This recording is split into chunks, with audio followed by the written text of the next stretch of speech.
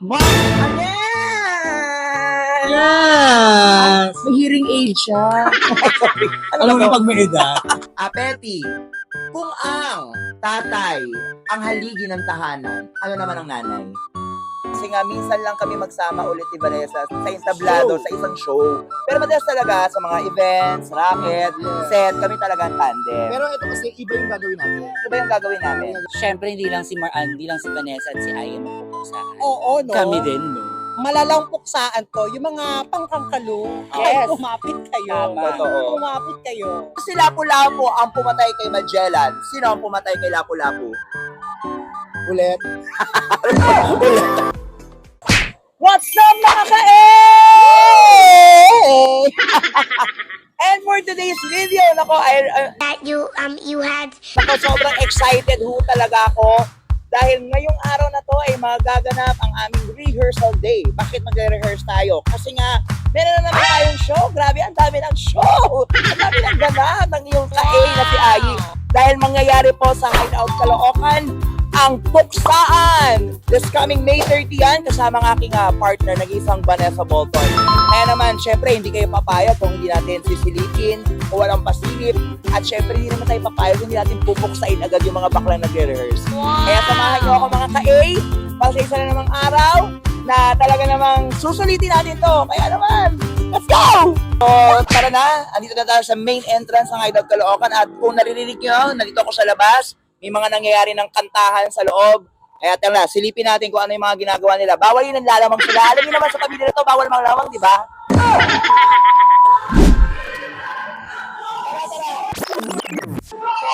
As you can see mga ka-A, nag-start na po ang aming rehearsal. Siyempre, ang aming opening thought, may abangan nyo yan para makasakita nyo ang great reactions ng Puksaan.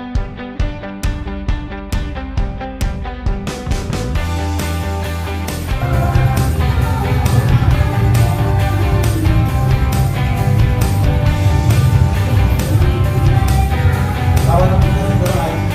Okay. So, ang sinabi lang naman dito, bawal hindi appear every Sunday and every Tuesday. So eto na nga mga ka-A, medyo seryoso tayo ngayon. Kasi ang next na kakausapin natin at kakamustahin natin, ang isa sa pinaka-bata, pinaka-fresh, pinaka sa lahat na performers ng Hideout Caloocan ng Pasig. Palapakan nyo naman everyone. Kita yung saan? Anong isang? Yes! May hearing aid siya. Alam mo pag may edad. Nag-aaral ako, siyempre nag-aaral ako ng lyrics para sa show ngayong gabi. Yes, mga Arnel, mga ka-A tayo, A. It has to be perfect, mga ka-A. Parang ang sagwa pag yung tatay mo, no? Ano, Gen Z? Parang mali yung grammar. Mga Arnel, ito na nga. Yes! Question. Same question din sa mga you had bubuo ng puksaan sa Caloocan. Ano ang preparation na gagawin mo? Ay, kakaiba ito. As in, kakaiba ito. Minsan ko lang po gawin ito sa buhay ko. Kaya naman pumunta kayo at panoorin nyo ito dahil ay talaga, mamimiss yung kalahati ng buhay niyo. Totoo. At alam niyo ba yung minsan niya lang gagawin sa buhay niya? Ay, naku. Maging bata ulit. Charot lang. Charot lang. Lalabas ako nakadayo. Ang sagwa. Na hindi ko pa ginawa. Ano? Tapos, expectation naman ang mga Arnel. Bakit kailangang puntahan sa Caloocan ng puksaan sa Mayo at Ren? Una sa lahat, ang Hideout ang number 1 talaga at numero 1 comedy destination dito sa Caloocan, sa Kamanaba at maski na sa medyo Kalakang Maynila talaga. Pangalawa, ay, by the title itself, Puksaan. Magpupuksaan ng galing ang mga magpe-perform sa gabing yun. Lalo na with Ayi and Vanessa. Ay nako, tapos isama nyo pa kami. Tapos, mga ipis ka sa bahay namin, pinuksa. Ito pa kaya? Oh. Ayan, meron dyan. Pumunta kayo lahat. Karangalan namin na kayo ay makasama sa gabing yon at mahandugan ng kakaibang kasiyahan na hindi namin usual na ginagawa. Kaya ito ay para sa inyo, para sa Hideout, at para sa lahat ng gustong sumaya, sa lahat ng gustong tumawa. Kami po ay mag-o-offer ng kahit papano ay mga ilang oras ng panandaliang aliw at saya sa inyo. Kaya huwag niyo kami biguin, inaantay po namin kayo. Kaya naman, magbabalik po ang salamat, Doc. Kaya ako yung pasel. Outpatient na pala. Pero ito, Mang Arnel, tricky question. Wow. Kung ikukumpara mo ang sarili mo sa isang gamot na maintenance na iniinom mo, anong gamot ka na maintenance mo at bakit? Losartan. Bakit? Bakit? Gising kasi ako palagi pag naka-losartan ako. Oh, hi talaga. Yes, energetic ako. Energetic ang Lozartan, mga ka-A. Kaya, abangan niyo si Mang Arnel sa Puksaan! At ito na nga, mga ka-A. Guguluhin natin yung dalawang performers na kasama din sa Puksaan sa Caloocan this May 30 kasi nasa dressing room sila. Nanlalamang sila, nagpapahinga sila. Ayoko nang ganda. Puntahan natin sila. Tara! At eto na! Hoy, ano yan? Wala kikilos! Puksaan to! Betty and Ray! Hindi, anong hi? 1, 2, 3.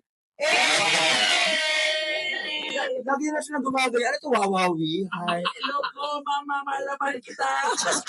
Nanawagan. Mama! Malaman kita, mama. Yung kapatid ko nandito po ako. Grabe, iba itsura nila pag wala makeup, no? Grabe, nagpunta ka ba dito para dyan? Hindi, syempre, sila kasing dalawa, si Renz at si Petty, ang magpupuksaan sa May 30. Totoo. So, question, Diyos ko si Renz, kaya naman ang kain, mga kain. Wala pang ginagawa, gutom na naman. Kuya ka naman ang kaya. Wala pang sabot. Bakla. Walang tigil ang nguya. Ayan. Pero first question, preparation para sa puksaan. Ano bang Preparation. 3 times a day na kain. Yan. 3 times a day na kain, 1 times a year lang dudumi. Yan. Ayan. Siyempre, nauna ang merienda kaysa reparation. Yan. Diyos ko, saan ka nakakita na una yung burger bago ang Totoo, grabe. At saka para press huwag matulog. Hindi, Oo, bago. ay, sinong agaw pa, day? 2 burger ka na. Pero ano ang kailangan naman nilang i-expect sa puksaan? Naku, manood po kayo kasi magiging masayang-masaya ito. Naku, malalaman natin kung sino yung mas masaya kasama, yung mataba o yung mababa. Bye. Sorry, Bal. Mga ka-A, malaman. Ito, question na lang na medyo tricky question para sa mga ka-A natin. Petty, kung ang tatay ang haligi ng tahanan, ano naman ang nanay? Halubla. Construction, bobo. Construction ba? Oo, tama. Ito naman si Renz. Renz, question. Kung dudumi ka sa isang marmol na inodoro, ilan ang kaya mong mabasag? 3.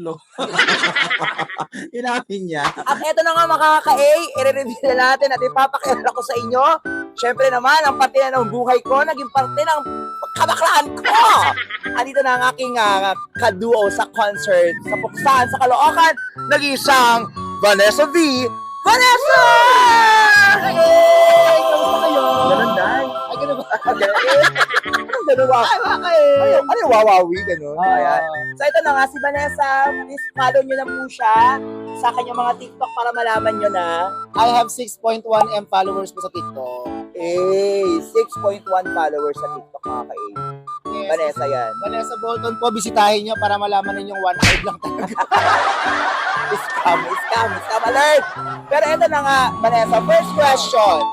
Bakit ba naging puksaan ang title ng show natin sa Caloocan? Sa dami namang pwedeng title ng show. Wala lang. Ba't wala lang maisip? Puksaan, kasi parang parang labanan. Labanan. Ibig sabihin kasi ng puksaan, labanan. Labanan, yes. Oo, paandaran. Paandaran. Yan. Tama. Kaya ganyan lang ang abangan ninyo. Yan ang mangyayari sa May 30. Yan. This coming Friday. Friday na yan. Huwag nyo malagpasin. Kasi nga, minsan lang kami magsama ulit ni Vanessa sa entablado, sa isang show. Pero madalas talaga sa mga events, racket, Yeah. set, kami talaga ang tandem. Pero ito kasi iba yung gagawin natin. Iba yung gagawin Iba namin. yung gagawin natin. Isa- Hindi namin usual na ginagawa sa set everyday. Sige, magbigay tayo ng example na lang. Kahit isa na lang. Ano ba Isa. yung the usual na hindi natin ginagawa sa set? Magluto ng adobo. Ikaw pa magluluto ng adobo sa stage. Bagay, hindi. Sino ba naman gago magluluto sa stage, di ba? Pero, eto pa, advice mo na lang, Vanessa, sa mga first-timers at mga customers na pupunta sa Puksaan, ano ba yung ma-expect nila? Sa mga first timers, ang expect ninyo talagang tatatak talaga sa inyong mga buhay na talagang masaya sa hideout, masaya magiging show ng puksaan. Tama? Sa mga regular naman, alam nyo naman na yan. Alam nyo naman na yung mga kapasidad namin ni Ai sa pagpapatawa sa larangan, pagpapatawa sa 2 dekada namin pagpapatawa sa industriya. Tama. Alam nyo na yan. Sa mga bagong mapapanood kami, Mm. pag nag-enjoy kayo, Ah, ipagkalat ninyo sa mga kaibigan ninyo tama. na masaya sa hideout. Yes. Sa mga hindi nag-enjoy, Oh. manahimik kayo. Tapos eto na, last question na lang mga ka-8. Tanungin din natin kung matalino talaga yung best friend ko. Kasi nakakaya naman, di ba? Kung, di ba, pucho-pucho tayo. Siyempre, talino question tayo. Isang challenge lang naman to. Question lang naman. Kung si Lapu-Lapu ang pumatay kay Magellan, sino ang pumatay kay Lapu-Lapu? Ulit. Ulit sagot. Ulit. Kung si Lapu-Lapu ang pumatay kay Magellan, sino naman ang pumatay kay Lapu-Lapu? Sino ko tagang lapu-lapu? Sino? Si Magellan din. Nagkabari lang kasi sila. Baril, wala pang baril doon. Ah, Wala pa, sandata pa lang si Bak. nagsiba kasi ng dalawa. Tan? Naunahan lang ni Lapu-Lapu si Magellan kaya unang namatay. Pero Pero hindi alam ni Lapu-Lapu, may tama na rin siya. Kaya sumunod tumunod. wow, may bawi. Kaya, abangan niyo po. Kami ni Vanessa, supuksan! Ito na nga mga Nako, pakikilala ko rin sa inyo ang 2 sa mga performers na makakasama din natin this coming May 30 dahil magpupuksaan din sila. I'm so proud to introduce to you one of the member of Mistress, Mariel! Hindi gano'n. Ano, wawawi? Isa pa. So, ito na nga, dahil ito si Mariel at si Ayak, sila nga duo na aabangan nyo this coming May 30. So, ang question, Mariel, Aya, ano ang kailangan nilang i-expect sa puksaan nyo this May 30? Siyempre, hindi lang si Vanessa at si Aya magpupuksaan. Oo, no? Kami din, no? Malalang puksaan to. Yung mga pangkangkalo, Yes. kumapit kayo. Tama. Totoo. Kumapit kayo. Pero itong preparation, sa tingin nyo, mga preparation ng paghahanda na gagawin nyo, isa lang, parang konti patikim lang. Anong preparasyon nyo? Aya. Zumba, of course. Diet, kasi iba yung puksaan natin. Ayaw, diet. Oo, diet. Kasi Diet. may something dun sa gagawin namin. Ay, may Totoo. Oo. Na kailangan nyo lang puntahan. Na Kailangan nyo nyo puntahan. Oo, kung wala pa kayo ticket, bumili na kayo. Ready? Only 350 lang. Yan. Kung Tapos, bibili kayo ngayon, 700 buy one take. Oo, totoo yan. tsaka may promo tayo, di ba? May promo. May promo po kami. Sa mismong event ko sakaling walk-in, wala kayong ticket. Meron kami ibebentang 50 pesos. Sobrang mura. Ang mura. Sa 50 pesos Bakit? ticket sa lahat ng walk-in. Dito kayo pupwesto sa tindahan. Papakita natin. Pakikibalik tayo kung ano nangyari sa loob. Okay, balik tayo dito. Okay, tapos ito na nga. Question para sa puksaan. Question na puksaan. Unahin ko na si Mariel. Mariel, question is, kung sakaling magising ka isang araw at pagkagising mo, pagkadilat mo, nasa isang kwarto kang walang pinto at walang bintana, anong gagawin mo? Walang pinto at walang bintana. Anong gagawin mo? Siyempre magugulat. Magugulat. Magugulat. Ang Kasi gagawin mo, unang gagawin mo, lalabas. wala kang pinto. Wala naman. Maganda ka lang, bobo ka Kasi lang. siyempre wala nang pinto. So automatic yung makakalabas. Baka, Saka hindi ako matatakot na walang bintana, walang pinto. kasi, Sa footbridge lang naman ako nakatira. wala talaga. Sa bagay. How about you, Aya? Kung sakaling sasakay ka papunta Pulo, sino pupuntahan mo doon? Mama mo. Siyempre, ang mama mo. Oo, syempre mama ko. Ang question is, same question kay Mariel. Kung magising ka at pagkadilat mo, nasa isang kwarto ka na walang pinto at walang bintana, ano ang una mong gagawin? Siyempre, magtataka. Ha? Magtataka ka. Next question, paano ka napunta doon? Ha? Bobo. Sabi sa iyo, Kaya naman isang Abangan nyo, Aya and Mariel sa puksaan sa Caloocan! Friday na. Don't forget, subscribe niyo si Ai Oo, sa kanyang subscribe niyo si Ai. vlog. Subscribe! Good vibes na. GVG, para lagi natin makakasama ang mga hideout performers!